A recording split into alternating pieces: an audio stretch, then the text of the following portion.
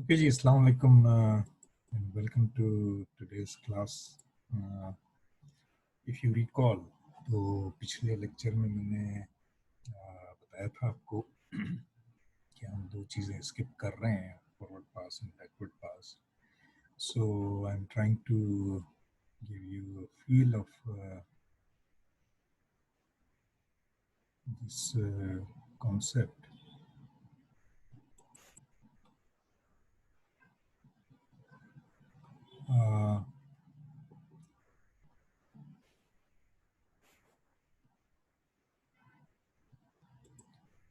Assalamu alaikum. I think I was not sure how to allow you to get into the room, so I was just looking at it and I was getting this window popping up every now and then. So, okay, I would like to know if you are listening to me loud and clear, please. Anyone?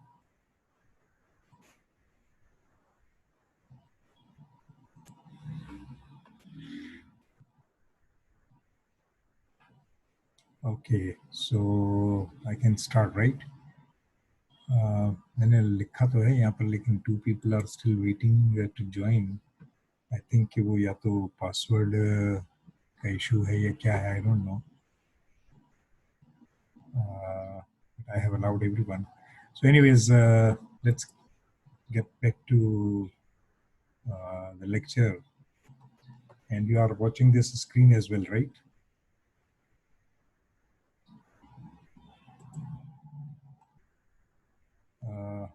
Is the screen visible to you? I'm trying to tell you about something about... okay. But आज मुझे पता नहीं, I don't know कि ये मुझे बार बार pop up कर रहा है, ये वेटिंग रूम की विंडो जो है बार बार शो कर रहा है कि two people are waiting to enter into the room, जबकि मैंने बार बार मैं ज्वाइनिंग का दे रहा हूँ इसको, लेकिन आई डोंट नो कि ये क्यों इस तरह से हो रहा है. Is there anyone who can tell me what could be the reason? अगर आपको आइडिया है इस हवाले से तो मुझे ज़रा बता दें, तो मैं फिर वही आइकन क्लिक करके एक मरतबा. Now again there is another lady coming in. Or you can take charge, या मैं इसमें ये कर लेता हूँ. आई थिंक कि इसका जो मैंने पासवर्ड लगाया हुआ है उसको मैं रिमूव कर दूँ तो शायद हो सकता है कि वो अलाउ हो जाए, क्योंकि लास्ट टाइम आई थिंक कुछ इसी तरह की कोई सिचुएशन थी. Okay, I don't want to waste time, but I don't no.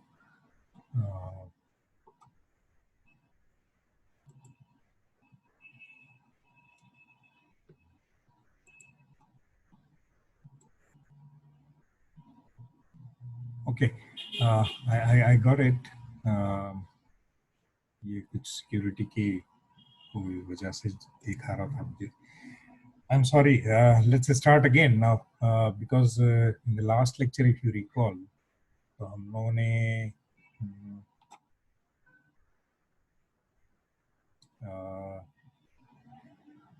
एक चीज़ जो मिस की थी उसको मैं बताने की कोशिश कर रहा हूँ. फॉरवर्ड पास एंड बैकवर्ड पास. तो ये बेसिकली इसका जो मकसद है वो जो फ्लोट या स्लैग हम कैलकुलेट करते हैं उसके लिए होता है.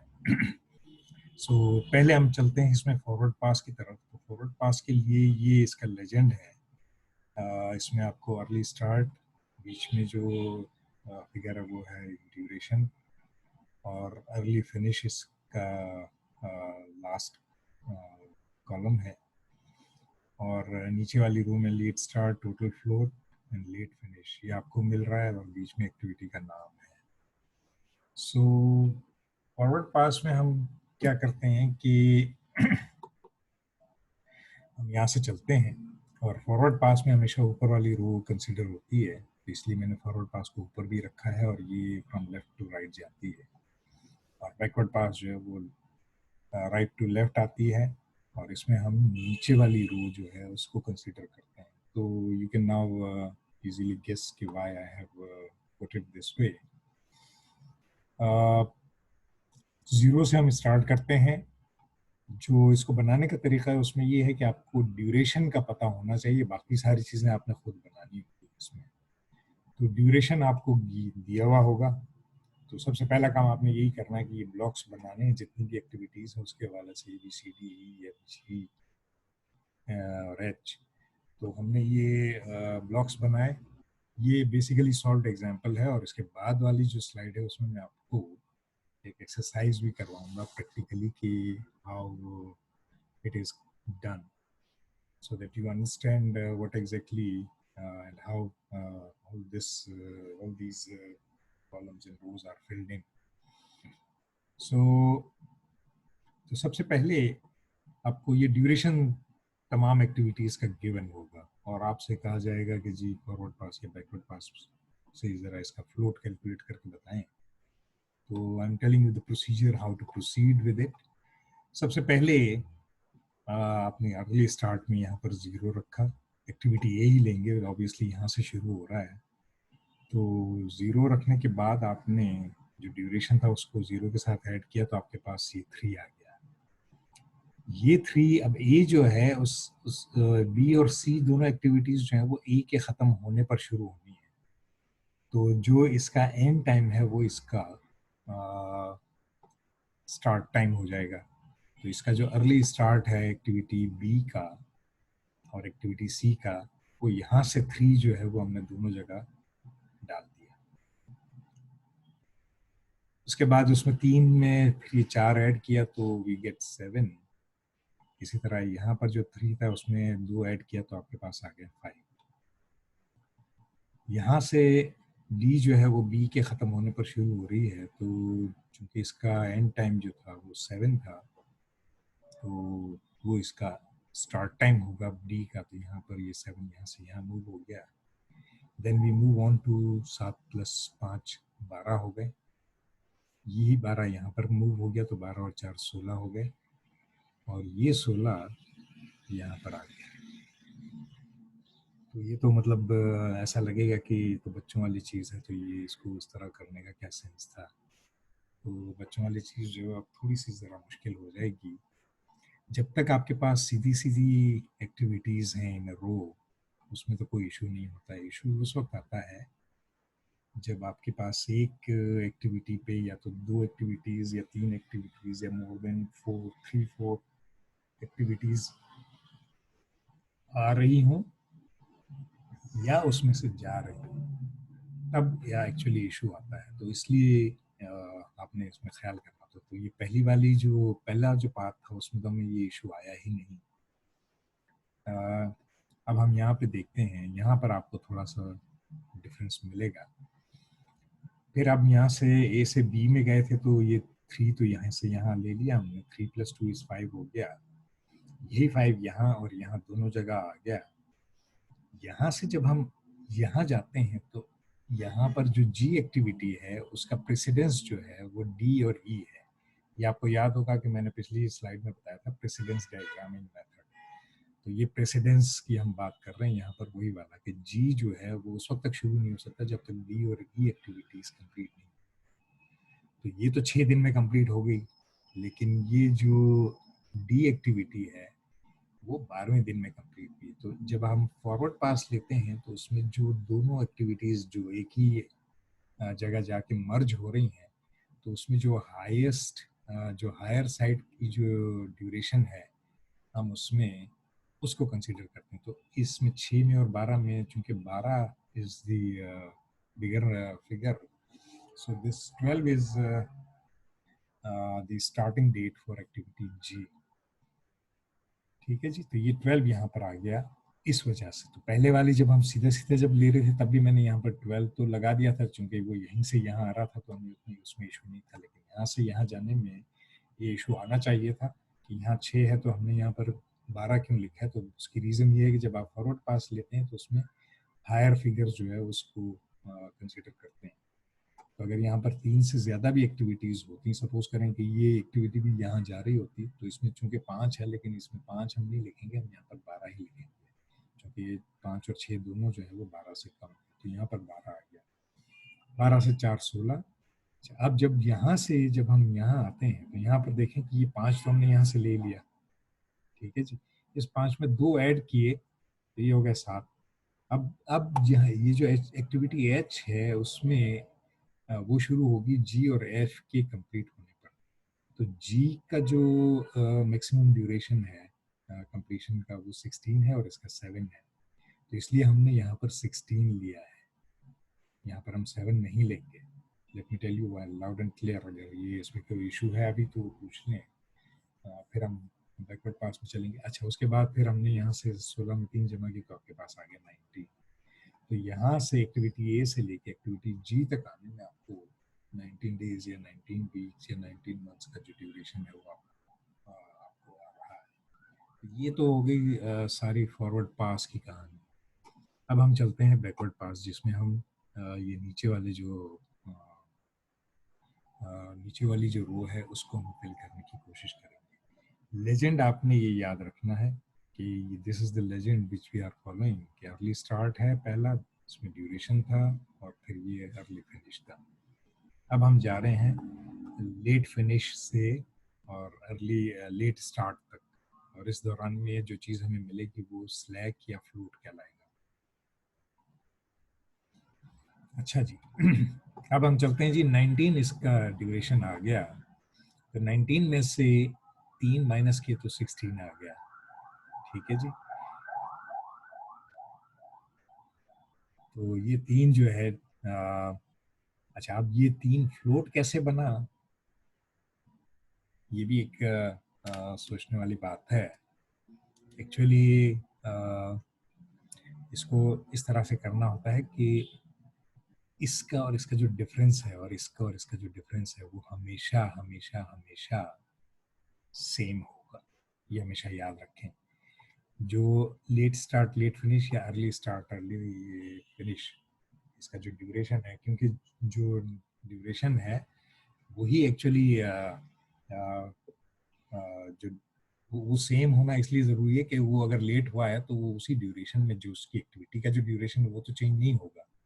तो इस वजह से जो इसका डिफरेंस है वो आपने यहाँ पर मेंशन कर देना है। तो 19 में से 16 गए तो 3 बचते हैं, इसी तरह यहाँ भी 19 में से 16, तो ये यहाँ पर बेसिकली आई थिंक कि थोड़ा सा मुझे हिच नज़र आ रही है। I'll have to see to it because मेरे अपने हिसाब से एक्चुअली इसमें यहाँ पर 0 आना चाहिए। अब आप पूछेंगे कि 0 क्यों आना चाहिए, तो वो मैं आपको अभी नहीं बता रहा हूँ, आप इन टाइम सोचें। मैं आपको ये नेक्स्ट स्लाइड में, चूँकि ये तो मैंने कॉपी पेस्ट की हुई स्लाइड थी एक सॉल्व एग्जाम्पल समझाने के लिए। पिछली बार आगे वाली जो एक्सरसाइज है वो उसमें आपको मैं आपसे पूछूंगा ड्यूरिंग द डिस्कशन कि आप इसमें फिल इन करें या आप खुद अपने तौर पे इसको फिल करने की कोशिश करें, so that you get the whole idea how to find the forward and backward pass. I think इसमें मतलब मुझे डाउट नहीं है, this has to be 0, so just keep it in mind and I'll let you know why it is so. ठीक है जी, इसने कुछ गड़बड़ की है Bharat, so whatever it is. अच्छा जी, अब यहाँ 16 आ गया, तो ये जो 16 है वो यहाँ पर भी आ गया और वही 16 यहाँ भी आ गया, ये आपने नज़र आ गया होगा आपको यहाँ पर, क्योंकि हम पीछे की तरफ जा रहे हैं। तो अब यहाँ पर एक ही एक्टिविटी है, तो इसमें 2 एक्टिविटीज़ का कॉन्सेप्ट नहीं है कि जिन 2 में से। अच्छा, बैकवर्ड पास में ये याद रखना है कि जिस तरह हमने फॉरवर्ड पास में जो हायर वैल्यूज थी अर्ली फिनिश की, वो हमने अर्ली स्टार्ट के लिए ली थी। यहाँ पर हमने, क्योंकि हम बैकवर्ड पास ले रहे हैं, तो यहाँ पर बैकवर्ड पास में जो लेट स्टार्ट की जो वैल्यू है वो लेट फिनिश में जाएगी। क्योंकि हम बैकवर्ड चल रहे हैं तो हमें इसमें जो स्टार्ट वैल्यू है वो आगे लेके पीछे की तरफ जाना है, तो वहाँ पीछे जो जाते हैं तो वहाँ पर लेट फिनिश है, तो लेट स्टार्ट की जो वैल्यू है वो हमने लेके जानी है लेट फिनिश में। लेकिन इसमें हमें जिस चीज़ का ख्याल रखना है वो ये कि अगर 2 या 2 से ज़्यादा एक्टिविटीज़ पीछे जा रही हैं एक ही एक्टिविटी से निकल के, तो उसमें जो लोएस्ट होगी वो लिखी जाएगी। तो यहाँ पर चूँकि हाईएस्ट वैल्यू मतलब एक ही एक्टिविटी है और उसी की जो वैल्यू है वही दोनों तरफ आपको यहाँ नज़र भी आ रही है, 16 और 16। फिलहाल हम ऐसे ही चलते हैं इसको एज इट इज़ लेके। अब जब आपने देख लिया ये तो अब आपको ये पता चल गया। आई थिंक कि ये इसमें काफ़ी सारी मुझे गड़बड़ नज़र आ रही है, क्योंकि इसका जो ड्यूरेशन है वो 2 दिन का ड्यूरेशन है। ये आई थिंक इस स्लाइड के हवाले से मेरा ख्याल है कि हम इसको स्किप करते हैं फिलहाल। But this is a wrong example which I have taken. I'll show you why I'm saying so. So you don't have to worry about that. इसमें सिर्फ आप इसको ये याद रखें कि फॉरवर्ड पास में जो लेट अर्ली फिनिश है वो अर्ली स्टार्ट बनता है आने वाली एक्टिविटी का, और उसमें हम 2 या 2 से ज़्यादा एक्टिविटीज़ अगर उसमें एंटर हो रही हैं आगे वाली एक्टिविटी में, तो उसमें जो हाईएस्ट वैल्यू है वो लेते हैं। और बैकवर्ड पास में जब हम जाते हैं तो वो लेट स्टार्ट में मतलब जिस एक्टिविटी में से हम पीछे की तरफ जा रहे हैं अगर वहाँ पर 2 या 2 से ज़्यादा हैं, तो जो लेट स्टार्ट की जो लोएस्ट वैल्यू है वो वैल्यू लेके हम आगे फीड करते हैं। Let's skip this slide and let me show you what exactly do I mean by that. Then you will be able to get the whole idea why did I say so.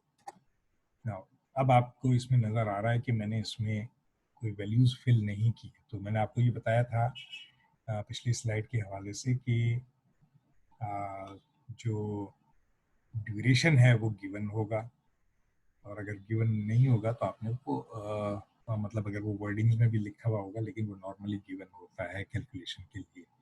So this duration of all these activities is given to us, so you don't have to worry about that. तो आपने जब वो duration जब आपको पता ही था तो आपने इसको स्ट्रेट अवे उसी जगह फिट इन किया जहां आपको फिट करना चाहिए था। ठीक है जी। तो मैं असल में अभी थोड़ी सी गलती ये भी हो गई कि वो जो लेजेंड मैंने आपको पिछली स्लाइड में दिखाया है, ये लेजेंड आपको जहन में होना चाहिए, क्योंकि अगर मैं अब यहाँ से मैं उसको यहाँ से कॉपी करके वहाँ ले तो जा सकता हूँ, लेकिन अगर मैं वहाँ ले जाऊँगा तो जो उसकी जो रिमेनिंग कॉलम्स हैं वो सारे फिल हो जाएंगे, जो कि मैं फिल आपके सामने करना चाह रहा हूँ। तो इसलिए मैं इसको फिलहाल स्किप कर रहा हूँ। Just keep this thing loud and clear in your mind कि सबसे पहला जो कॉलम है उसमें ऊपर अर्ली स्टार्ट है, बीच में ड्यूरेशन है, अर्ली फिनिश है, बीच में एक्टिविटी का नाम है, फिर यहाँ जो पहला है उसका लेट स्टार्ट है, टोटल फ्लोट है, and then late finish. Just keep this thing in mind and then we will fill it out. तो चूंकि जब ये स्टार्ट हो रहा है तो स्टार्ट का मतलब ये कि जीरो यहाँ भी आएगा, यहाँ भी आएगा और यहाँ भी जीरो आएगा। तो हम देखते हैं कि किस तरह से चलता है। तो ये जीरो आया यहाँ पर, जीरो में 6 ऐड किया तो आपके पास आ गया 6। एक्टिविटी में तो मेरा ख्याल कोई इशू नहीं है। फिर हम दोबारा आगे चलते हैं जी, 6 को हम लेके चलेंगे एक्टिविटी सी में, तो 6 और उसमें जब 3 ऐड होगा तो हो जाएगा 9।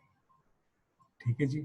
ये 9 हम लेके चलेंगे एच में, लेकिन एच में जाने से पहले अब आप ये देखें कि एच में प्रॉब्लम ये आ रही है कि एच में डी भी आ रहा है, और डी अभी हमें पता नहीं है कि डी की क्या फिगर आएगी, इसलिए हम इसको फिलहाल यहाँ पर रोकते हैं। अब हम चलते हैं जी एक्टिविटी बी पे। तो एक्टिविटी बी का जो स्टार्ट टाइम है वो है 0, 0 में 4 ऐड करेंगे तो जी आएगा 4। लेकिन अब आगे हम फिर देखते हैं तो हमें नज़र आ रहा है कि जो बी एक्टिविटी है उसके बाद 2 एक्टिविटीज़ आगे आ रही है, डी और ई। तो हम इसको भी मेरा ख्याल है कि स्किप करते हैं, नहीं किया उसने, चले कोई बात नहीं। हमने फिलहाल सपोज करते हैं कि जी हमने 4 ही ले लिया, लेकिन ठीक है 4 ले लिया तो 4 को 4 में जमा किया तो 8 आ गया। ठीक है जी।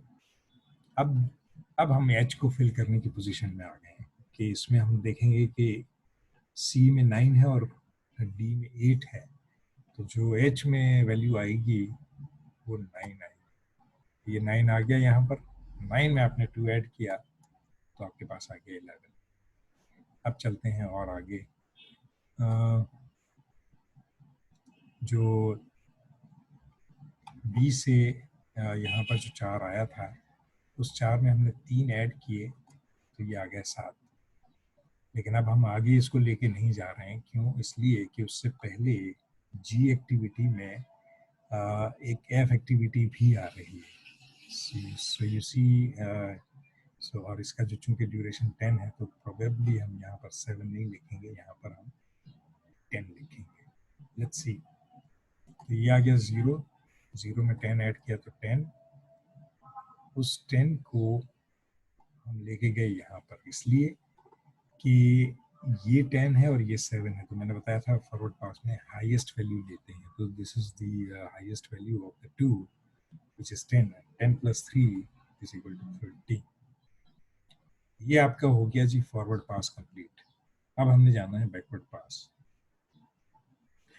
बैकवर्ड पास में अब आपने ये देखा कि जो फिनिश हो रहा है उसमें यहाँ पर इसमें जो फिनिश है वो 13 है और इसमें 11 है। इसका मतलब ये हुआ कि आपका जो एक्चुअल प्रोजेक्ट है वो फिनिश होगा 13 डेज में, नॉट 11 डेज। ठीक है जी, 11 डेज में कंप्लीट नहीं हो रहा है। टोटल जो प्रोजेक्ट है, जो लॉन्गेस्ट ड्यूरेशन होता है वो कंसिडर किया जाता है। तो आपका जो टोटल प्रोजेक्ट है स्टार्ट से लेके फिनिश तक, उसमें it has to be 13 not 11।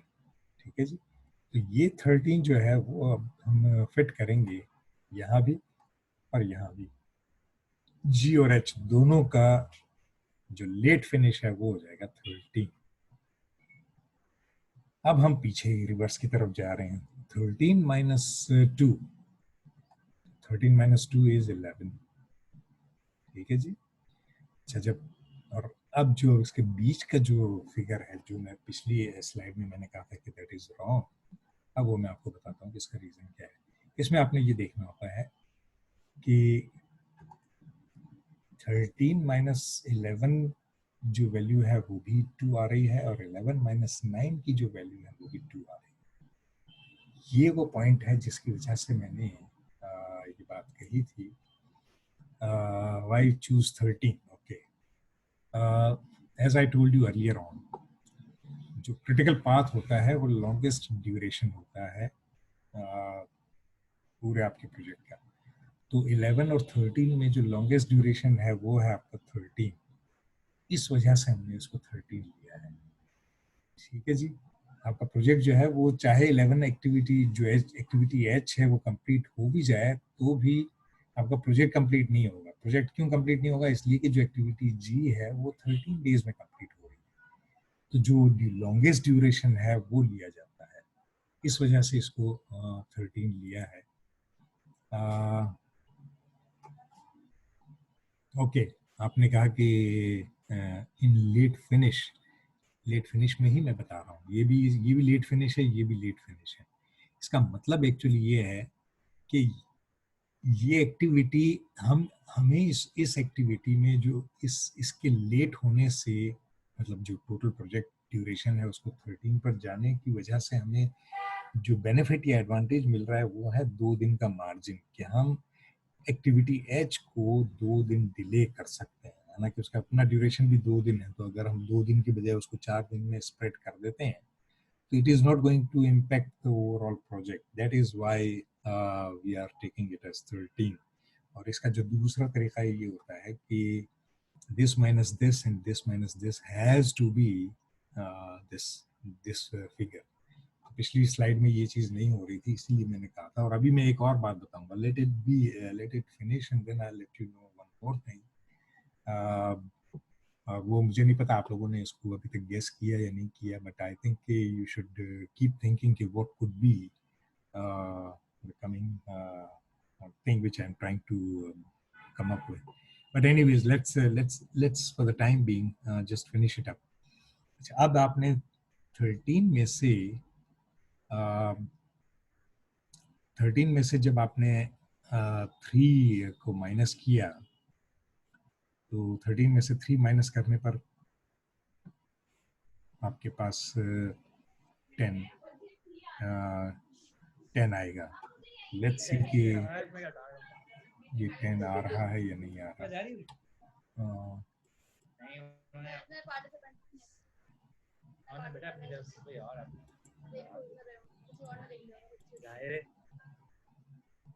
had to mute. I'm sorry. मुझे नहीं पता कि whether you wanted to ask me the question or what. Let me finish and then I'll answer your queries as well. So 13 minus 10, 3 is 10. So हम देखते हैं कि अब क्या होता है. तो ये 10 आ गया आपके पास, और जो आपके पास अब देखें आप कि यहाँ तो 13 माइनस 11 2 आ रहा था, 9 11 माइनस 9 जो है वो भी 2 आ रहा था, लेकिन 13 माइनस 13 और 10 माइनस 10 इज 0. मैंने ये क्यों कहा था पिछली स्लाइड में कि वो स्लाइड गलत है, इसकी वजह ये है कि जो आपका क्रिटिकल पाथ होता है उसका स्लैग या फ्लोट हमेशा हमेशा हमेशा 0 होता है, और वहां पर वो उसमें फ्लोट या स्लैग जो है वो दिखा रहा था. इस वजह से मैंने इसको ये आपको बताया कि दैट वाज रॉन्ग. ठीक है जी. तो let's finish further and then we will further discuss about it. अच्छा, अब मैंने इसमें आपको बताया था कि इसमें जो चूंकि अब ये पीछे जानी है, तो यहाँ से यहाँ जो आएगी फिगर, और इसी तरह से यहाँ जो फिगर आएंगी, इन दोनों जगहों पे कौन सी फिगर आएगी? Is there anyone who can tell me what C activity में लेट फिनिश क्या होना चाहिए, D में क्या होना चाहिए, E में क्या होना चाहिए और F में क्या होना चाहिए? अगर आपके पास आंसर है तो you can just write in chat box. Anyone? कुछ आइडिया लगाएं, गेस कर लें, wild guess. Yeah, I'm not going to deduct any numbers in it. 9 for C. Why 9? 9 तो आ ही ना, हम नीचे वाली रो को फिल कर रहे हैं, तो नीचे वाली रो में हमने इन नंबर्स को देखना है जो नीचे है, लेट स्टार्ट वाले जो नंबर्स हैं उनको देखना है. 11 for C and 11 for D, and Damon is also saying 11 for C and 11 for D. तो हाँ, ये बात तो बिल्कुल सही है कि C और D में तो 11 आएगा, और इसी तरह से E और F में आपके पास 10 आएगा. लेट्स सी अब क्या होता है.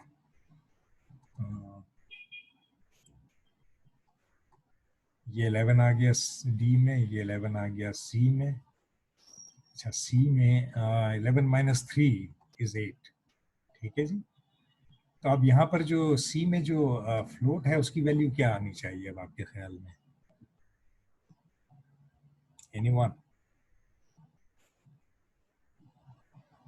जी, yes, right you are. So it is going to be 2 because 11 minus 9 is 2 and 8 minus 6 is also 2. So let's see. अच्छा जी, ये 11 में से अब हम 4 माइनस करें तो कितना आना चाहिए?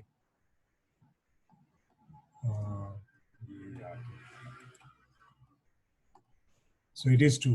Ayman, you were right.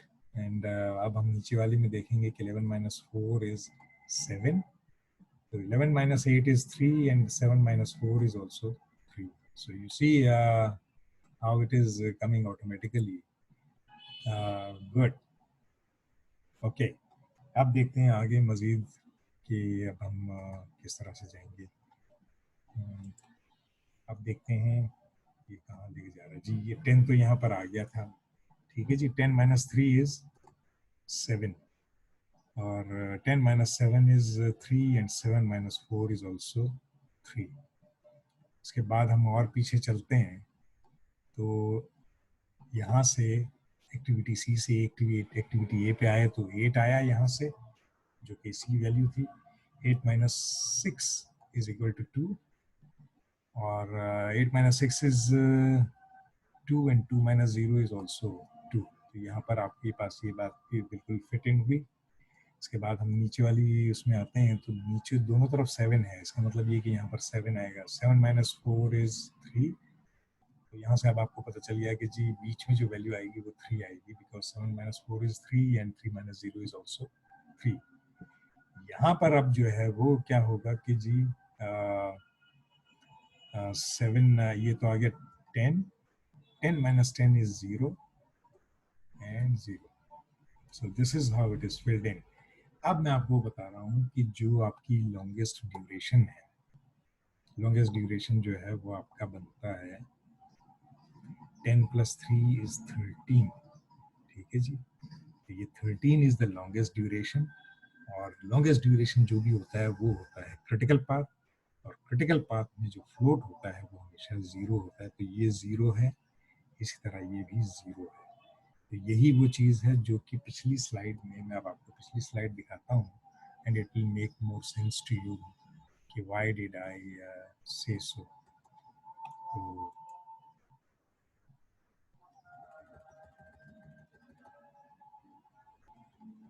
so I think in a way I have managed to, आपको यहाँ पर आप देखें कि इसमें आपको कहीं भी क्रिटिकल पाथ नजर नहीं आ रहा, जबकि ये एक्चुअली पूरी एक्सरसाइज ही क्रिटिकल पाथ और फ्लोट और स्लैक निकालने के लिए होती है।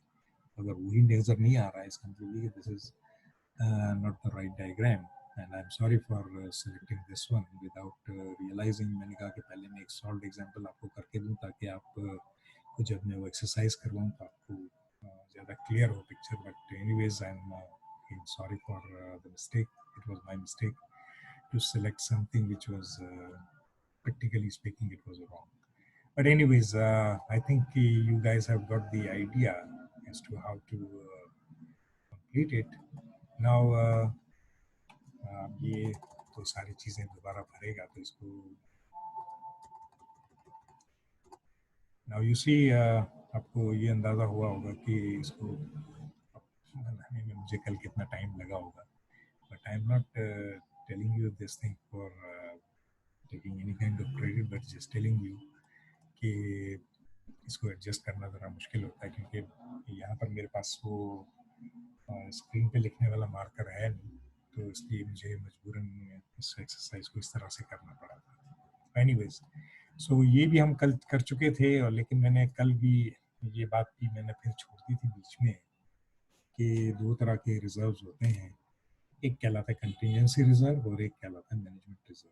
ये उसके लिए मैंने स्लाइड्स कल जब मैं उसकी तलाश कर रहा था तो साथ साथ मैंने कहा कि ये भी मैं आपको साथ साथ डिस्कस करके बता ही दूँ। तो कल जब हम ने जैसे मैंने बताया था कि जी अगर कोई सपोज करें कि जी हमारा कोई प्रोजेक्ट चल रहा होता है इन दिनों में, अब ये कोविड तो बिल्कुल एक अनफोर्सिन इवेंट आ रहा था, तो उसके लिए हम कहाँ से मतलब बजट में पैसा लाएंगे। तो नॉर्मली जो है आपको उसके लिए अवेलेबल होता है, जो नॉर्मल अवेलेबल होता है जिसको आप बजट में भी रख सकते हैं, वो तो कहलाता है कंटिजेंसी रिजर्व। इसके अलावा भी आपके पास एक और ऑप्शन होता है which is called management reserve, तो ये भी आपके पास अवेलेबल होता है। इसकी जो मैंने फिगर आपको बताई थी 10 to 15% कंटिजेंसी के लिए और 5% मैनेजमेंट, तो मोस्टली ऑर्गेनाइजेशंस जो हैं वो मोर और लेस इसी तरह की फिगर रखते हैं अपने जहन में प्रोजेक्ट से हवाले से। तो आपने कहा कि मैं मतलब बहुत ही ज़्यादा एफिशिएंट प्रोजेक्ट मैनेजर बनने के हवाले से मैं ये सोचता हूँ कि मैं मतलब बजाय इसके कि मैं 15 और 20% रखूँ, मैं 50% रख देता हूँ कंटिजेंसी रिजर्व में, 50% रख लेता हूँ ताकि मुझे मैनेजमेंट से मांगने की ज़रूरत ही ना पड़े, और आखिर में जब प्रोजेक्ट कंप्लीट हो जाए तो मेरे पास कुछ पैसा बच भी जाए, जिसको या तो मैं मतलब अपनी प्रोजेक्ट टीम के साथ ढाबे पे जाऊं, और या फिर ये कि मैं वापस कर दूं ताकि मेरा नाम मेरे कॉलर खड़े हो जाए मैनेजमेंट के सामने। तो पीएमआई जो है उसको बहुत ज़्यादा डिस्करेज करती है। वो कहती है कि it is not suppose to exceed 15 to maximum, वो जो है वो 15% अलाउ करती है। और अगर आप 15% से बढ़ा के उसको आपने 50% अगर कर दिया, 50 मैं कह रहा हूँ, तो 50% अगर आप इसको कर देते हैं तो it is called padding, PADDING। अब पैडिंग जो वर्ड निकला है वो बेसिकली जिस तरह से क्रिकेट विकेट कीपर होता है या इवन जो पिच पे होते हैं तो दे वेयर पैड्स, जो तो पैड्स जो पहने जाते हैं वो एक्चुअली अपने आप को बचाने के लिए होते हैं। तो ये बेसिकली आप इनडायरेक्टली आप अपने आप को बचाने की कोशिश कर रहे हैं, जबकि आपको मैनेज जो पीएमआई है वो आपको वैसे ही कंटिजेंसी के लिए आपको जब पैसा अलाउ कर रही है, तो why are you keeping more than enough? Because अगर आपकी सारी चीज़ें सही चल रही हो, still if you want to safeguard your project, तो 15 to 20% is a fairly good amount which you are supposed to keep.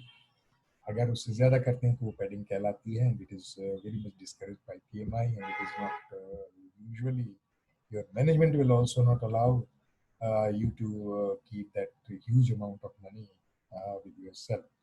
So you are not supposed to उससे फिर दूसरी तरफ एक और बात जो निकलती है वो ये है कि इसका मतलब ये कि you are not confident of your own self while preparing the budget for the project।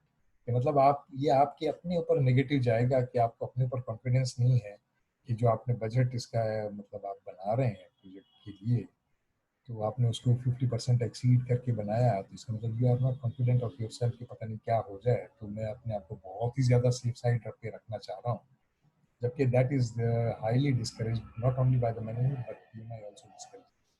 So you are not supposed to exaggerate these figures, and you are only supposed to remain within the confines of these standards, which is from 10 to 15 for contingency and 5 to 7 maximum for management reserve.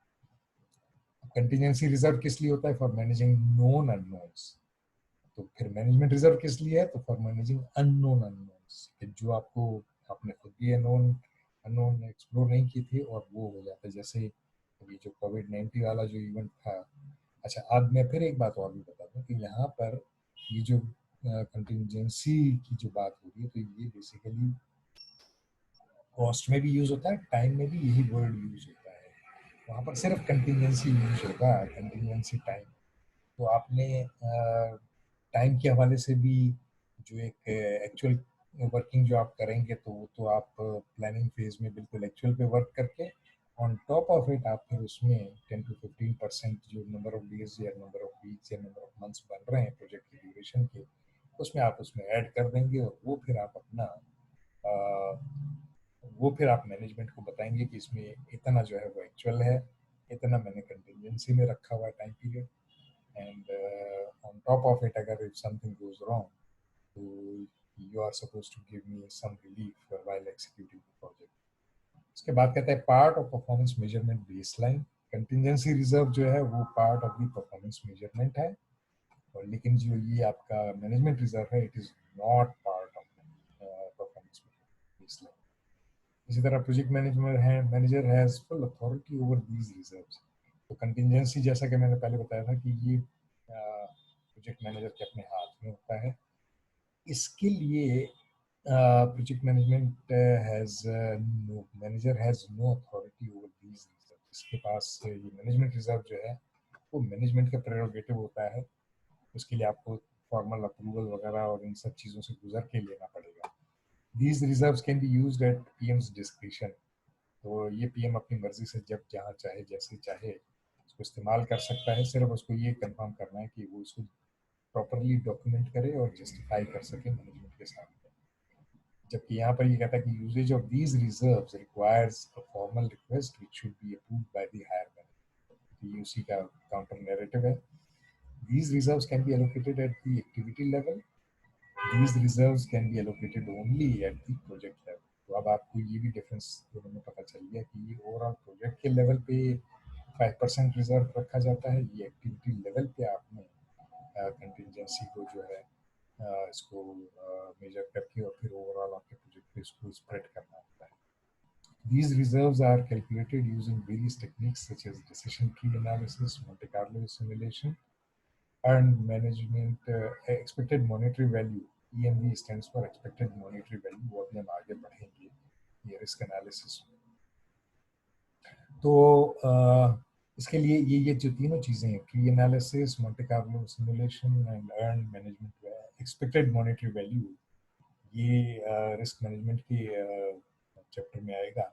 So for the time being just let it be. तो ये इसकी calculation के लिए आप इन सारे tools को use कर सकते हैं। These reserves are not estimated but are fixed according to the organizational norms. तो फिर ये जो है ये चूंकि मैनेजमेंट का प्रेरोगेटिव है तो मैनेजमेंट खुद डिसाइड करती है कि मुझे ये पैसा प्रोजेक्ट मैनेजर को देना है या नहीं देना है।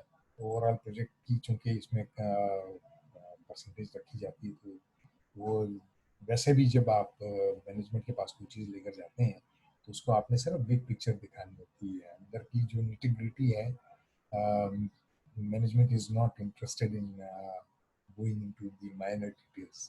तो मैनेजमेंट के सामने जब भी आप कभी किसी भी चीज़ की रिपोर्टिंग या कोई भी रिपोर्ट वगैरह लेकर जाते हैं तो you need to have a big picture in front of you so that आप उसको बहुत ब्रीफली वर्बली बयान करें, क्योंकि रिपोर्ट में तो आप पूरी डिटेल्स लिखते हैं but when you go to the management तो आपकी वहाँ पर बैठ के वो ये नहीं है कि वो पर्चा निकाला नवाज शरीफ की तरह और वो बुश के सामने या ओबामा के सामने बैठ के उसको रीडिंग कर दी। That is not allowed in front of the top management. तो आपने वहाँ पर रिपोर्ट आपको प्रैक्टिकली या फिजिकल फॉर्म में सबमिट जरूर करनी होती है, लेकिन आपको वर्बली बताना होता है कि what is in the report, और वो फिर आपने पूरी इसका जो क्रक्स होता है वो मैनेजमेंट को पास ऑन करना होता है। सो आई होप कि I have discussed this thing in very much detail. अब ये है जी प्रोजेक्ट बजट जो है वो आपका मेन जो आपका पूरे इसका जो ये लेंथ है आपको जो नजर आ रही है ये आपका समझ लीजिए ये बजट अमाउंट है। उसमें कॉस्ट बेसलाइन यहाँ से यहाँ तक आ रही है। उस कॉस्ट बेसलाइन में आपने कॉस्ट एस्टिमेट्स लगाए एक्टिविटी लेवल पे और ऑन टॉप ऑफ इट आपने उसमें कंटिजेंसी रिजर्व को ऐड किया है। उसकी बेसिस पे आपने कॉस्ट बेसलाइन बनाई है।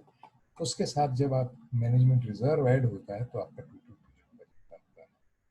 ये है मतलब ये लेवल 1 है, ये लेवल 2 है जिसमें ये दो चीज़ें आ रही हैं और लेवल 3 में सिर्फ इस लेवल पे दो चीज़ें आ रही हैं। तो इसको फिर आप लिंक करें अगर वर्क ब्रेकडाउन स्ट्रक्चर से तो आपको इसका कॉन्सेप्ट जो है काफ़ी हद तक क्लियर हो जाता है।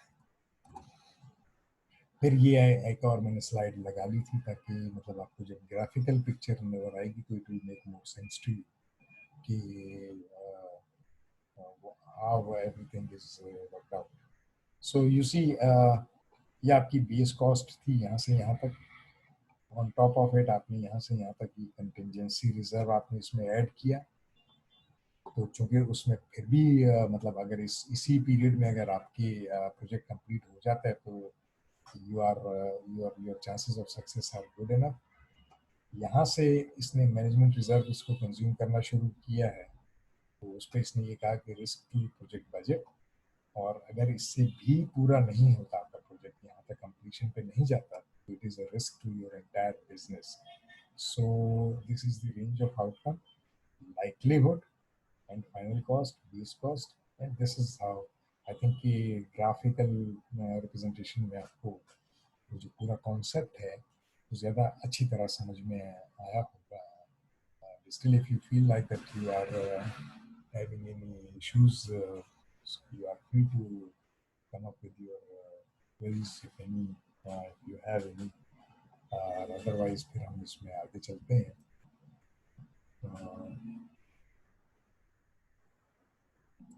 Okay.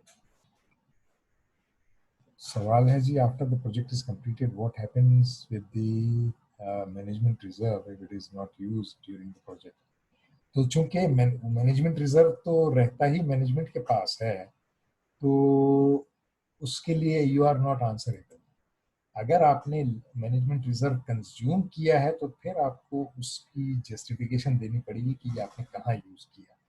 जो कंटिजेंसी रिजर्व है वो प्योरली प्रोजेक्ट मैनेजर का प्रेरोगेटिव है, वो उसको किस तरह से यूज करता है। तो अगर वो पूरा कंज्यूम कर लिया है, प्रोजेक्ट एक्सिक्यूट हो गया है, तो उसे सिर्फ उसकी जो ऑडिट के हवाले से उसको जो है उसकी एक रिपोर्ट सबमिट करनी पड़ेगी कि किस किस जगह पे किस किस तरह से क्या पैसा उसने एस्टिमेट लगाया था, कितना पैसा उस पर लगा, और कंटिजेंसी रिजर्व जो उसने रखा था उसमें से उसे क्यों ज़रूरत पेश आई एक्स्ट्रा पैसा लगाने की, जो कि जो बजटेड अमाउंट थी उसमें ऑन टॉप ऑफ इट उसे क्यों एक्स्ट्रा पैसा लगाने की ज़रूरत पड़ी। फॉर एग्जांपल, जैसा कि मैंने कहा था कि हर माइलस्टोन अचीव करने पर प्रोजेक्ट मैनेजर के पास जो है वो एक ऑप्शन होता है to make use of, to throw a party for its management team, और वो अमाउंट जो है वो अपने बजट में भी वो रख सकता है। तो जो सामान आया या जो भी चीज़ें थी प्रोजेक्ट के ऊपर लगने की, वो तो पूरी पूरी बिल्कुल सही सही यूज़ हो रही थी। अब उसमें ऑन टॉप ऑफ इट अगर वो किसी होटल का बिल सबमिट करता है, तो वो वहाँ पर उसको जस्टिफाई कर सकता है कि because we achieve this milestone so we had a party. और वो पार्टी जो है वो आप बेसिकली करते हैं अपनी प्रोजेक्ट मैनेजमेंट टीम को मोटिवेटेड रखने के लिए to carry out the project. So, and this is very much normal according to PMI standards and according to the management itself. और जब आप ये इनिशियल लेवल पे जब प्लानिंग फेज में बजट बनाते हैं, तो उस वक्त अगर आपने ये बात मैनेजमेंट की नॉलेज में रखी होगी, तो और वो जब अप्रूवल कर देती है कि ठीक है, this is the budgeted amount which is being allocated to you for execution of the project along with the contingency reserve, तो फिर आपको फिर उसकी जस्टिफिकेशन भी नहीं देनी है, आपकी जो स्टेप स्लिप है वही उस अप्रूवल का काम करे।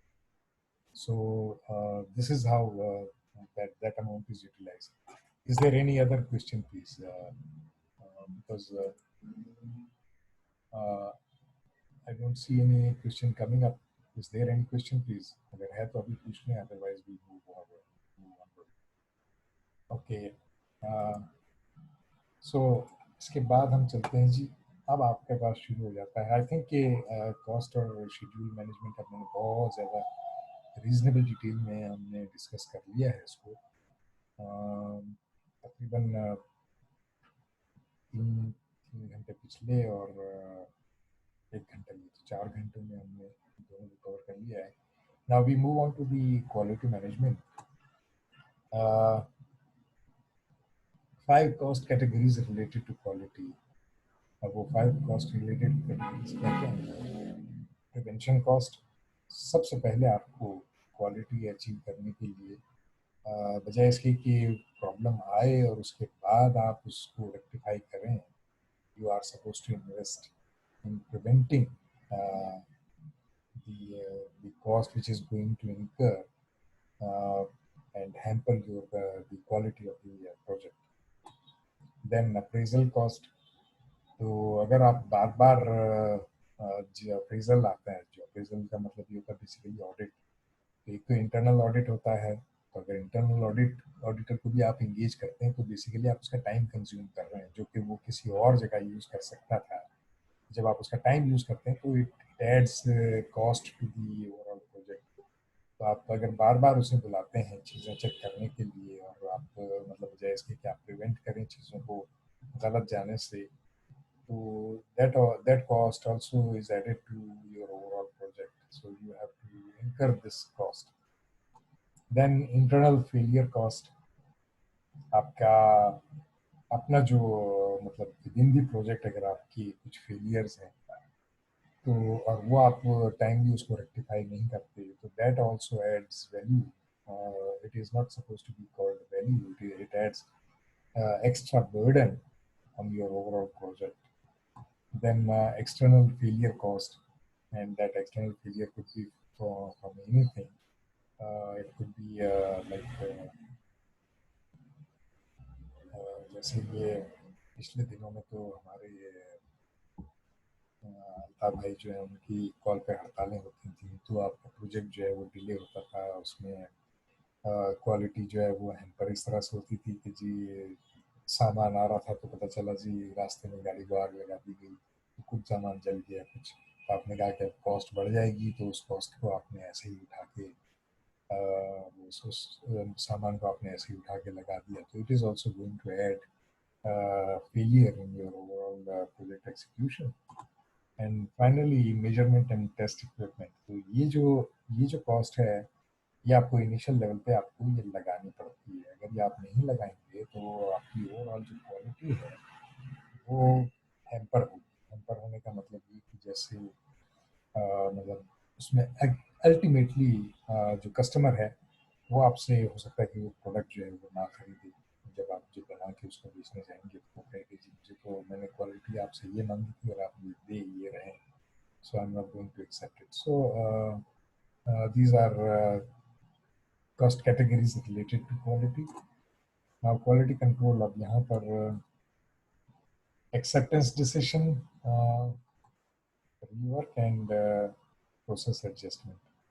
क्या आपको थोड़ी सी इसमें गड़बड़ लगी होगी, कभी कभी मसाइल आते हैं बिकॉज इसमें इसकी जो एनिमेशन है वो ज़रा सी मुझसे मिस हो गई थी। तो पिछली स्लाइड में तो मैंने आपको प्रॉपरली एनिमेट करके बता दिया था सारा बाहर। एनीवेज, सो क्वालिटी कंट्रोल में आप क्या क्या चीज़ें देखने हैं कि एक्सेप्टेंस डिसीजन या तो यस होगा या नो होगा। अगर नो होता है तो इसका मतलब ये कि आपकी जो क्वालिटी कंट्रोल डिपार्टमेंट है वो काम सही नहीं कर रहा, और एक्सेप्ट हो रहा है इसका मतलब ये कि you are going the right way. अगर आपका काम सही नहीं हो रहा है और आपको वहाँ से नो हो जाते तो आपको रिवर्क करना पड़ेगा। उस रिवर्क के नतीजे में आपको प्रोसेस में एडजस्टमेंट्स करनी पड़ेंगी to come up with improvement in your overall process. So that is the function of quality control. अब यहाँ पर कुछ क्वालिटी से रिलेटेड छोटे छोटे टॉपिक्स हैं, हम उनको डिस्कस करते हैं इसमें। Simple Pareto diagram. Simple Pareto diagram आपने आई डोंट नो कि स्टैटिस्टिक्स में पढ़ा है या नहीं पढ़ा है। परेटो डायग्राम जो है वो बेसिकली 80-20 रूल भी कहलाता है। और 80-20 रूल का मतलब ये है बेसिकली कि, और 80-20 रूल जो है वो तकरीबन हमारी ज़िंदगी में इसका बहुत ज़्यादा अमल दखल है, इतना कि हमारी एक तरह से समझने की सोच है। जैसे अगर आप कोई प्रोजेक्ट लगाना चाहते हैं या बैंक से अगर आप लोन लेने जाते हैं तो वो आपसे कोलेटरल मांगता है। तो जो कोलेटरल मांगता है तो आपको बैंक से लोन मैक्सिमम जो है 80% तक मिलता है। फिर आपने अगर इलेक्ट्रिकल इंजीनियरिंग पढ़ी हो तो उसमें एक कॉस फाई होता है जिसको पावर फैक्टर बोलते हैं। तो पावर फैक्टर की जो वैल्यू है वो नॉर्मली हम 0.8 रखते हैं। उसकी वजह भी वही है कि ये 80-20, तो एक्चुअली आपकी जो हमारी जो पूरी कायनात है वो, एक तो सबसे पहली बात ये कि वो मैथमेटिकल रूल्स को फॉलो तो करती है लेकिन एग्जैक्टली मैथमेटिक्स को फॉलो नहीं करती, वो स्टैटिस्टिक्स को लेकिन एग्जैक्टली उसको फॉलो करती है। इसीलिए आपकी जितने भी जो डेटा कंपाइलेशन होती है उसका जो बेसिस होता है वो हमेशा स्टैटिस्टिक्स पर बेस होता है। और स्टैटिस्टिक्स में 80-20 का रूल जो है वो बहुत ज़्यादा सिग्निफिकेंट माना जाता है। और उसमें बेसिकली हिस्टोग्राम बनता है। तो इसमें अच्छा, इसकी एक और एग्जांपल मैं अगर आपको दे दूं तो यूँ समझ लें कि जैसे अगर कराची की पॉपुलेशन को हम कंसिडर करें तो कराची की जो पॉपुलेशन है वो तकरीबन 2 करोड़ 2.5 करोड़ के करीब है। तो अगर तो हमने बहुत ही ज़्यादा एक्यूरेट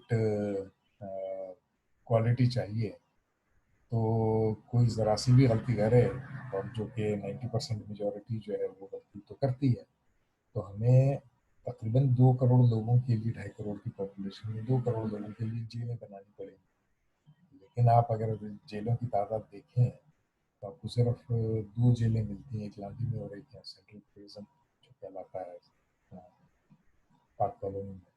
सो इसका मतलब ये हुआ कि एक बड़ी मेजॉरिटी जो है वो जो छोटी मोटी गलतियाँ करती हैं वो उनकी माफ़ है। तो जो 20% उनकी जो मिस्टेक्स हैं उनको माफ़ करते हैं, तो 80% जो है वो सही कंसिडर कर लिए जाते हैं। और वो जो बाकी जो 20% जिनको आप जेलों में रखते हैं ये वो लोग होते हैं बेसिकली जिनकी वजह से आपका जो पूरे मुआशरे का जो सेटअप है वो ख़राब हो जाता है। तो बेसिकली ये परेटो एनालिसिस, डायग्राम जो है वो इसी चीज़ को रिफ्लेक्ट करती है। और ये बेसिकली शो होता है हिस्टोग्राम्स के ज़रिए से। स्टैटिस्टिक्स में आपने पढ़ा होगा, अगर नहीं पढ़ा तो मस्ट स्टडी। स्पेशली आप लोगों के लिए इसलिए भी ज़रूरी है because you guys are studying textile, और टेक्सटाइल में और स्पेशली अगर आप किसी एक्सपोर्ट ओरिएंटेड ऑर्गेनाइजेशन में जाएंगे तो वहाँ पर तो पाकिस्तानी मेंटालिटी नहीं चलेगी। वहाँ पर आपको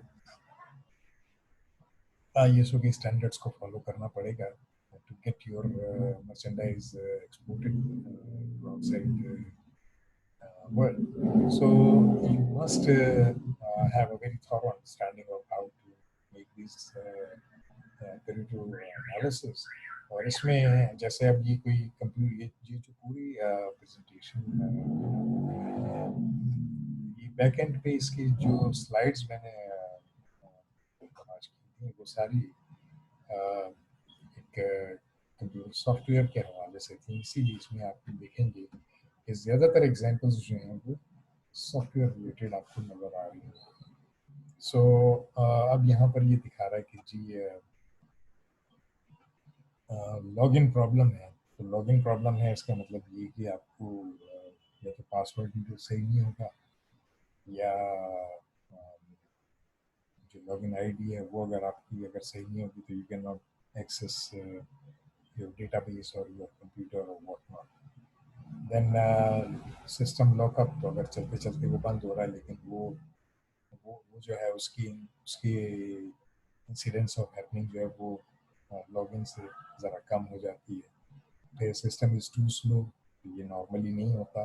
अगर आप उसको फिर थोड़ा सा आप अपना जो कैशे मेमोरी है या इसी तरह की जो चीज़ें उसको थोड़ा सा आप रेक्टिफाई करते हैं तो ये system starts operating. System is too hard to use, ये और भी कम इसकी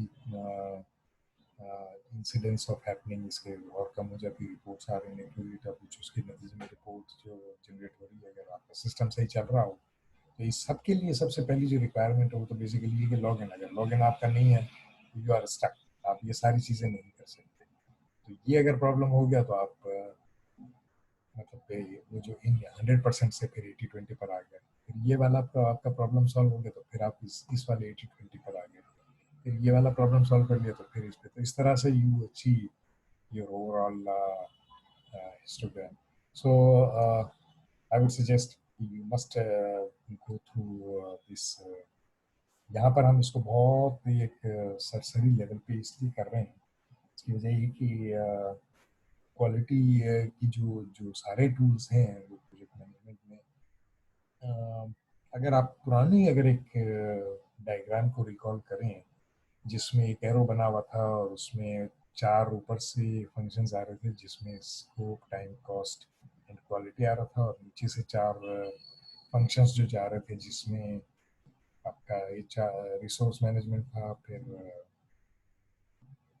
कम्युनिकेशन मैनेजमेंट, फिर रिस्क मैनेजमेंट, फिर procurement management and then stakeholder management. तो नीचे जो 5 थे और ऊपर के जो 4 थे, तो ऊपर के जो 4 थे वो कोर फंक्शंस कहलाते हैं, नीचे वाले जो 4 थे और बीच में इंटीग्रेशन मैनेजमेंट आपको नजर आ रहा हो, याद होगा इफ यू रिकॉल। तो वो जो तो ये जो नीचे वाले फंक्शंस हैं ये फैसिलिटेटिंग फंक्शंस हैं। तो जो आपको क्वालिटी का भी जो मेजर परव्यू बनता है वो एक तरह से एक फैसिलिटेटिंग फंक्शन है कि आपके जो ओवरऑल प्रोजेक्ट है वो आपकी क्वालिटी की वजह से डिस्टर्ब ना हो। इसलिए इसको आपने देखना होता है। अब मुझे पता नहीं है कि अभी तक तो मेरे पास कोई इंडिकेशन नहीं आ रही है, it is almost 1 hour now. तो हो सकता है कि अभी नोटिफिकेशन आ जाए कि your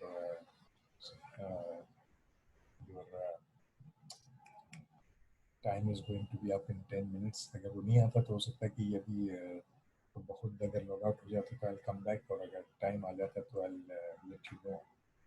for the time being just let's move. इसके बाद है जी statistical sampling and standard deviation. आपका जो पूरा क्वालिटी मैनेजमेंट है वो पूरा पूरा जो है बेस करता है आपकी स्टैटिस्टिक्स पे। तो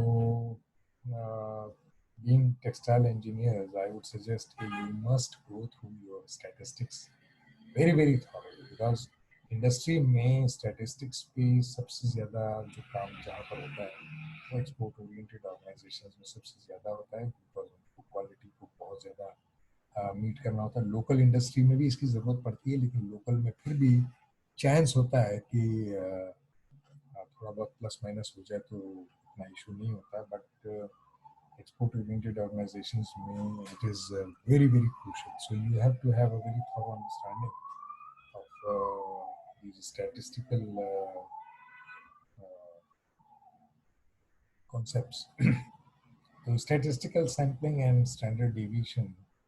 Uh, Statistical sampling involves choosing part of a population interest for inspection. The size of a sample depends on how representative you want the sample to be. इसका मतलब क्या हुआ? इसका मतलब ये हुआ कि अगर आपका सैंपल साइज बहुत छोटा है तो आपकी जो क्वालिटी स्टैंडर्ड है वो बहुत हाई हो जाता है. इसकी इन्वर्स रिलेशनशिप है.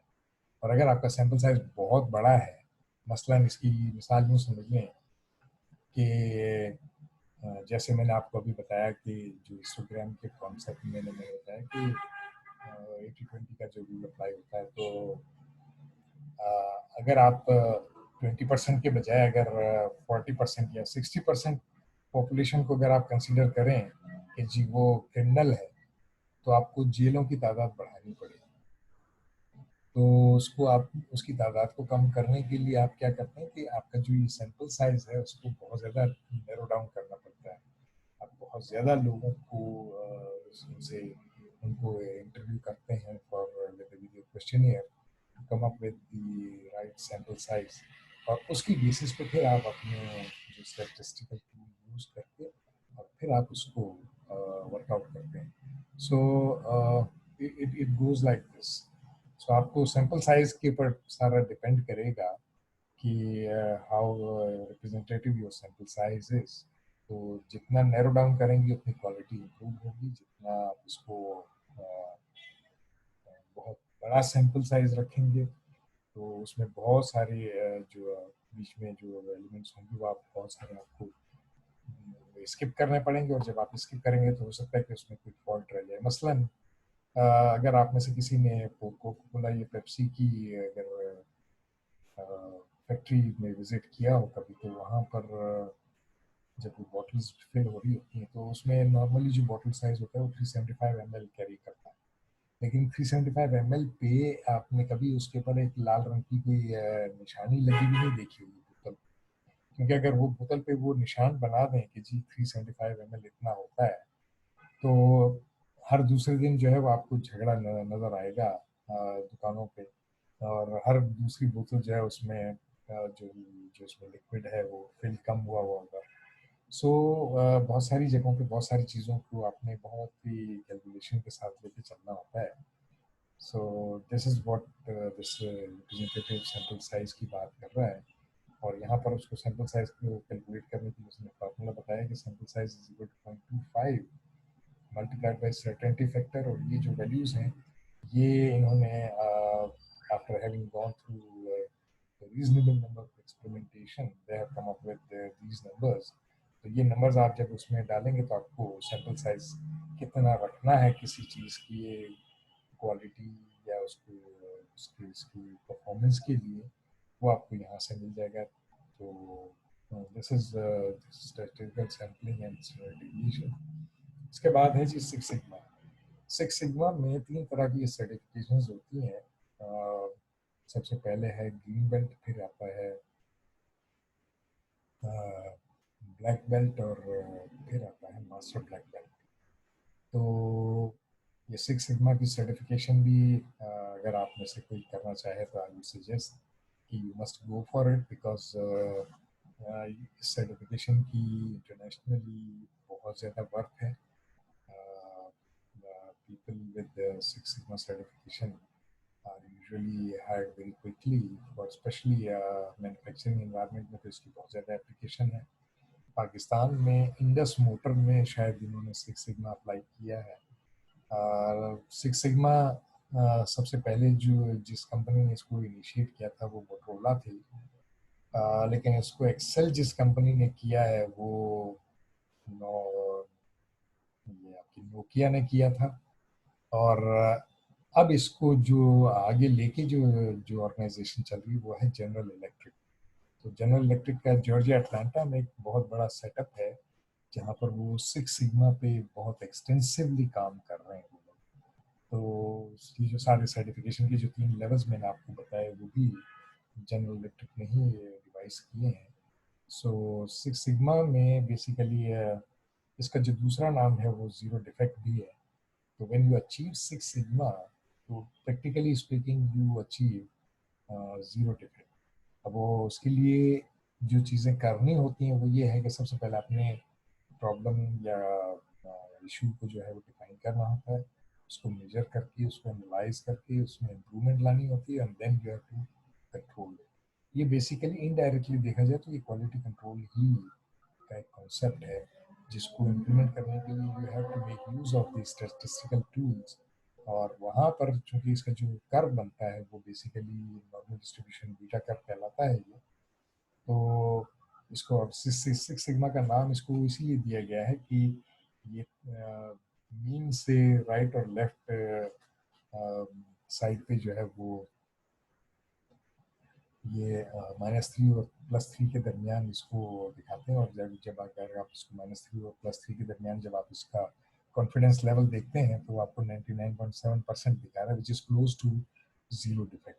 इसका मतलब ये हुआ कि 8 सिग्मा कभी भी नहीं आएगा. 6 sigma is the last level where you can reach. So मैंने एक्चुअली इसको थोड़ा सा ही पढ़ा है, बहुत ज़्यादा इसको डिटेल में मैंने स्टडी तो नहीं किया है, लेकिन जितना पढ़ा है उसकी बेसिस पे मैं ये कहूँगा कि आई थिंक कि वो, अभी मेरी अंडरस्टैंडिंग है and I may be wrong. तो आपने इसको ज़रा सा अपने तौर पे इसको चेक कर लेना है. इसके जो 3 लेवल्स हैं और ये जो बाकी सारी बातें थी वो तो मैं बिल्कुल एक्यूरेट है, लेकिन मुझे ऐसा लगता है शायद कि जो इसका जो ग्रीन बेल्ट है वो अगर आप कर लेते हैं तो you you achieve this 2 sigma level. Then जो ब्लैक बेल्ट अगर आप अचीव कर लेते हैं 95.5% एक्यूरेसी लेवल आपका आप अचीव कर लेते हैं, और मास्टर ब्लैक बेल्ट ले लेते हैं तो यू बिकम 99.7%. ये मेरी अंडरस्टैंडिंग है, I may be wrong on this count. लेकिन बाकी सारी चीज़ें जो मैंने बताई उसमें I am 100% certain about it. So you don't have to worry about my understanding. You can verify it from the net as well.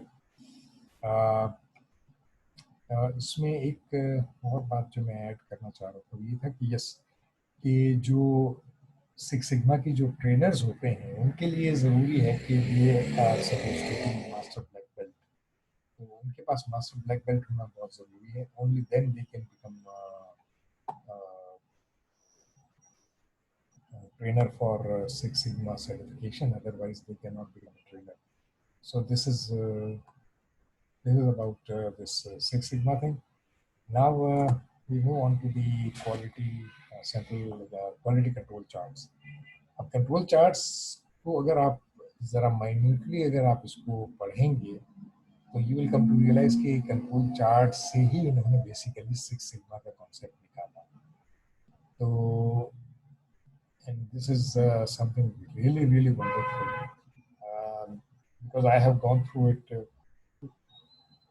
very thoroughly while studying myself. So I know कि quality ये जो control charts हैं they are very much used in quality control in various organizations. इसमें इस chart में जिस चीज़ के ऊपर आपने फोकस करना है तो ये कि this is the mean value. इसमें मीन से अगर आपके जो डेटा पॉइंट्स हैं, these are all data points, ठीक है जी. ये जो डेटा पॉइंट्स हैं अगर इस मीन वैल्यू से कंटिन्यूस 7 डेटा पॉइंट्स या तो मीन से नीचे हों या मीन से ऊपर हों, ठीक है ना, इन दोनों सूरतों में आपको अपने प्रोसेस को पीछे चेक करना पड़ेगा कि there has to be some fault या defect in your some fault defect in your process, जिसकी वजह से आपकी क्वालिटी जो है ओवरऑल वो हैम्पर हो सकती है. So you need to have a very thorough understanding how to calculate these data points, number one, and how to plot this control chart, and then see for yourself कि आपका ये जो graph बनेगा तो उसी से आपको पता चल जाए कि आपका जो क्वालिटी लेवल है वो क्या है. अब यहाँ पर आपको दो चीज़ें इसमें जो समझने वाली हैं वो ये है कि एक आपको इसमें नज़र आ रहा है लोअर स्पेक लिमिट, जो कि ये वाली लाइन है. तो इसके हिसाब से अगर हम इसको यहाँ पर प्लॉट करने की कोशिश करें तो this is going to be your lower spec limit on higher side and this is your lower spec limit on the lower side. इसी तरह से फिर आती है अपर कंट्रोल लिमिट। तो अपर कंट्रोल लिमिट अगर यहाँ पर ये वाली है तो यहाँ पर this is going to be your upper control limit, लेकिन इसको लोअर इसलिए कहेंगे ये मीन से नीचे है और ये मीन से ऊपर है, इसलिए इसको अपर। तो अब आपका सवाल ये आना चाहिए कि इसको तो वो अपर कंट्रोल लिमिट कह रहा है, लेकिन इसको वो यहाँ पर जाके वो कहता है कि अपर स्पेक लिमिट। अपर स्पेक लिमिट है, इसका मतलब क्या हुआ? अब इसका मतलब ये है कि ये जो कंट्रोल लिमिट है वो बेसिकली प्रोजेक्ट मैनेजर अपने लिए चूज करता है कि दीज आर माय लिमिट्स, जिसके दरमियान में मुझे अपने क्वालिटी स्टैंडर्ड्स को मेंटेन करना है। और स्पेक लिमिट जो है वो डिफाइन करता है आपका कस्टमर।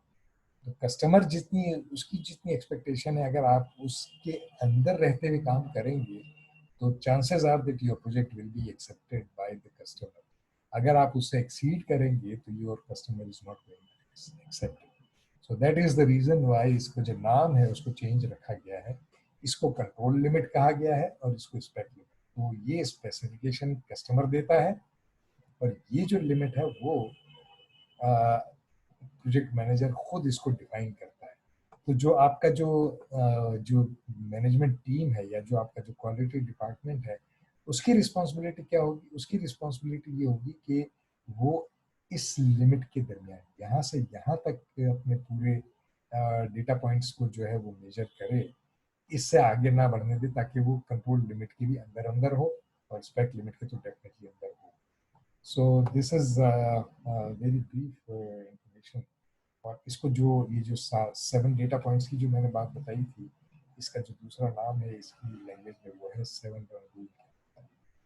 तो 7 डेटा पॉइंट्स अगर आपको मीन से अपर साइड में या लोअर साइड में अगर मिलते हैं तो there is something wrong in your process and you have to look for that wrong and rectify that wrong so as to achieve the required quality level which your customer or you yourself have developed in the planning phase. Then we move on to this sample fishbone or Ishikawa diagram. ये Ishikawa Japanese concept है ये, और इन्होंने इसको first step जो है वो इन्होंने इसको डिवाइस किया था। इसको फिशबोन डायग्राम भी बोलते हैं और इसका इशिकावा डायग्राम और फिशबोन डायग्राम। फिशबोन डायग्राम इसको इसलिए बोलते हैं कि अगर इसमें बेसिकली आप देखें तो इसको आप अगर अपने तौर पर भी आप चाहें तो चेक कर सकते हैं गूगल पे जाके। अगर आप सिर्फ फिशबोन लिखेंगे आपको उसमें मछली का ही एक पिक्चर नज़र आएगी और उसमें उसके कांटे नज़र आ रहे होंगे, और उन कांटों पे फिर वो उन्होंने बहुत सारी चीज़ों को जो है मेजर करने की पैरामीटर्स जो है उनको डिफाइन किया है। तो चूंकि इसकी शक्ल फिश की जो हड्डियाँ होती हैं या कांटे जो होते हैं उसकी तरह की है, इसलिए इसको फिश बोन डायग्राम कहते हैं। और इशिकावा डायग्राम उसने चूंकि इसी ने इसको इजाद किया था इसलिए इसको इशिकावा डायग्राम भी बोलते हैं। सो यहाँ पर इसमें सॉरी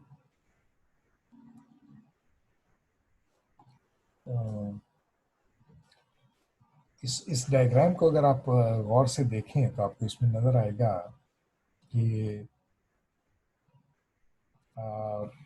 मेथड में उसने कुछ चीज़ें डिफाइन की हैं, लेकिन जो रेड से उसने लिखा है उसको फोकस करना है। तो अगर ये जब आप ये जैसे इसने सबसे पहले अगर पीछे से इसकी टेल एंड से देखें तो आपको एनवायरनमेंट नज़र आ रहा है। तो एनवायरनमेंट में उसने जब ये जो पूरा ये जो डायग्राम बनी हुई है ये बेसिकली पीएमपी एग्जाम के कॉन्टेक्स्ट में बनी हुई है। तो इस वजह से इसमें जो जिन चीज़ों को वो मेजर करने की कोशिश भी कर रहा है तो वो भी they are all related to how to pass the PMP certification exam. तो अगर आप इसको पढ़ेंगे तो आपको समझ में आ जाएगा कि not getting support from family, personal issues, got a new critical assignment, having more work in office। अब ये सारे इश्यूज हैं, ये एनवायरमेंटल इश्यूज उसने इसको डिफाइन कर दिया। उसके बाद कहता है जी मटेरियल में कह रहा है कि not having good computer based test package, obsolete exam software, studying unauthorized materials, uh, using materials with contradicting explanations, not going through PM BOK. तो बाकी सारे इश्यूज तो अपनी जगह पे, लेकिन अगर ये नहीं किया तो you are bound to fail. अब यहाँ पर जो उसने रेड में दिखाया है वो यही दिखाने की कोशिश की है, if you don't go through PM BOK guide you are bound to fail. इसी तरह से एग्जाम में उसने कहा कि जी not taking exam seriously, responding based on general experience not PMI way, and spending more time on one question, not properly using review question options. तो अब ये जो सारे रीजंस थे उसमें से ये जो दो उसने रीजंस हाईलाइट किए हैं, अगर आप एक ही सवाल को बार बार पढ़ेंगे तो आपको उस सवाल का जवाब याद हो जाएगा। तो जबकि वहां पर आप अपनी गट फीलिंग से कोई चीज नहीं कर सकते एग्जाम में, you are suppose to have a very thorough understanding but not your way, but it is suppose to be based on the PMI way. जिस तरह से पीएमआई उसको देखती है उस तरह से आपने उसे देखना होता है। अपने अंदाज से देखने की कोशिश करेंगे तो you are going to fail. Then not having PM training as per PMI standards. तो अगर ये ट्रेनिंग आपके पास नहीं है तो still you are not going to make it. और ये उसने मेथड में बताया है, और बाकी जो चीज़ें हैं वो भी मैं डिस्कस करता हूँ फिर। देन पीपल में उसने कहा कि lacking real world project experience. तो अगर आपको रियल वर्ल्ड में प्रोजेक्ट एक्सपीरियंस नहीं है still you are going to fail. Not having good study network, not spending enough time, not having exposure to PM tools, earned value not used in projects, and not following study plan properly. अब यहाँ earned value उसने कहा ना कि not used in projects का मतलब ये कि अगर आपने earned value calculations अगर आपने नहीं की होंगी projects में तभी, तो because quite a few questions are related to earned value management, so then you are going to have some tough time over there.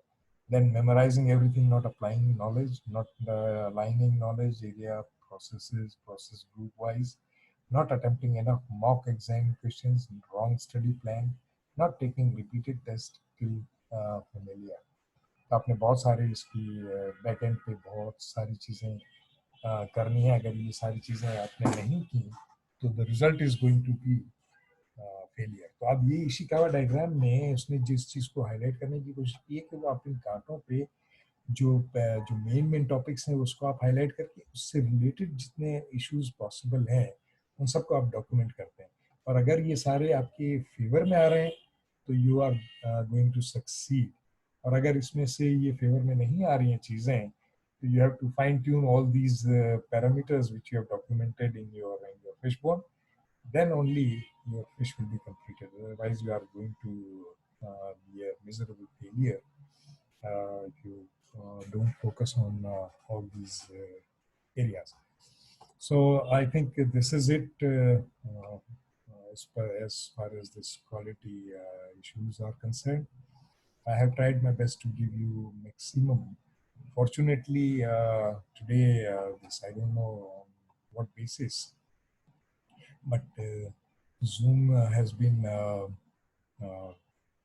very क्या कहेंगे उसको कि बहुत ही उसने मेहरबानी की। It has given me 1 hour and 18 minutes in one go. तो उसमें फ़ायदा ये हुआ कि हमने पूरा एक चैप्टर भी कंप्लीट कर लिया क्वालिटी का, and on top of it हमने जो है वो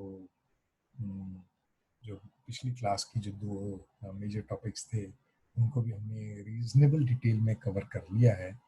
So I am thinking of ending it today.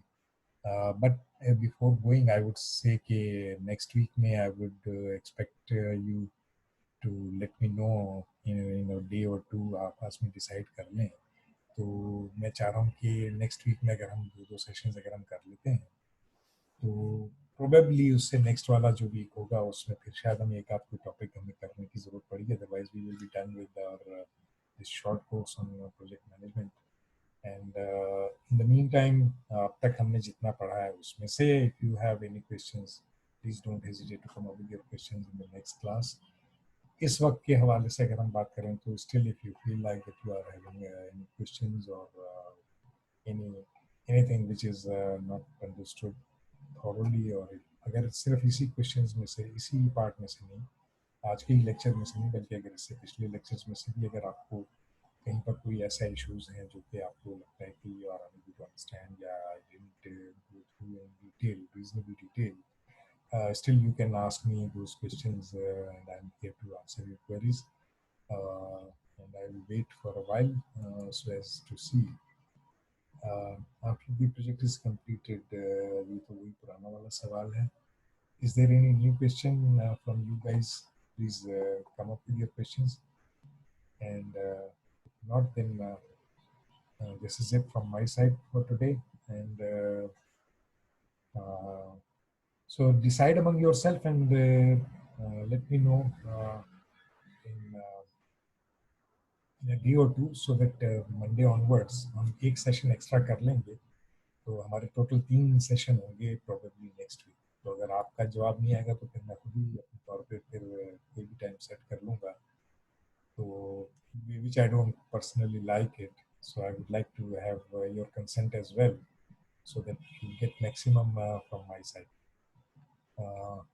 So okay, anyone, अगर आपस में आपकी अगर की कॉरेस्पॉन्डेंस हो रही है तो अगर आप बता सकें मुझे कि you want me to stay, और मैं चाह तो रहा हूँ कि मैं इसको आगे I should move on to this resource management, लेकिन फिर वही बात हुई है कि फिर हमें बीच में इसको छोड़ना पड़ेगा. सो विच आई डोंट लाइक. जब एक चीज़ शुरू हो तो मेरी कोशिश होती है कि उसको उसके मंतकी अंजाम तक तो कम से कम पहुँचाना चाहिए. So this is it from my side. Thank you very much for your time, and hope to see you next week, inshallah. And please do decide among yourself that when and at what time you want me to come up for session. Thank you. Allah Hafiz.